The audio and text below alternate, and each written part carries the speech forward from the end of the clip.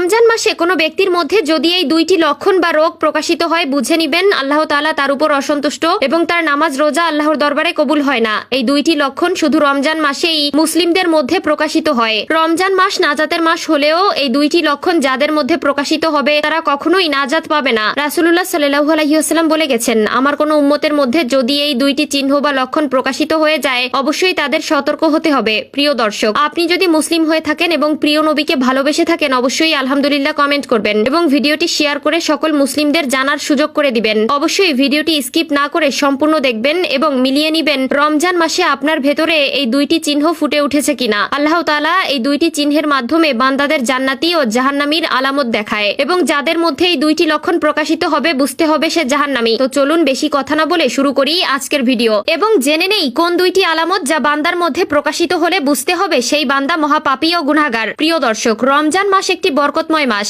এই মাসে পবিত্র কোরআন নাজিল হয়েছে এবং এই মাসের উসিলায় আল্লাহ তাআলা অনেক কবরবাসীকে মাফ করে দেন এবং অনেক বান্দাদের হেদায়েতের পথ দেখান। এক নম্বরে যেই আলামত দেখলে বুঝতে হবে আল্লাহ তাআলা আপনার রোজা ও নামাজ কবুল করে না তা হলো যদি মানসিক শান্তি চলে যায়। আপনি রোজা রাখার ভেতরে যদি মনের মধ্যে শান্তি অনুভব না করেন, নামাজ পড়ার পরে যদি আপনার মনে প্রশান্তি না আসে বুঝতে হবে আপনার নামাজ রোজা আল্লাহর দরবারে কবুল হয়নি। এই সকল ব্যক্তিদের উচিত আল্লাহর কাছে সর্বদা ইস্তেগফার করা, আল্লাহর কাছে সকল গুনাহ থেকে পানাহা চাওয়া। রাসূলুল্লাহ সাল্লাল্লাহু আলাইহি ওয়াসাল্লাম বলেছেন, যে উম্মত নামাজ পড়ার পরে নিজের মনের মধ্যে প্রশান্তি অনুভব করবে বুঝতে হবে আল্লাহ তাআলা তাকে অনেক ভালোবাসেন এবং তার ইবাদত আল্লাহর দরবারে কবুল হয়েছে। আল্লাহ তাআলা যেই বান্দার উপর অসন্তুষ্ট এবং রাগান্বিত অবস্থায় থাকেন এবং যাদের রমজান মাসে নামাজ রোজা কবুল হয় না তাদের মধ্যেই এই দুইটি আলামত প্রকাশিত করেন। অনেকে না জানার কারণে এই দুইটি লক্ষণকে এড়িয়ে চলি যা আমাদের পরকালকে জাহান্নাম করে দিবে। 2 নম্বর লক্ষণ বা আলামত হলো নামাজ রোজা থেকে মন উঠে যাওয়া। অনেক মানুষ আছে যাদের নামাজ রোজা করতে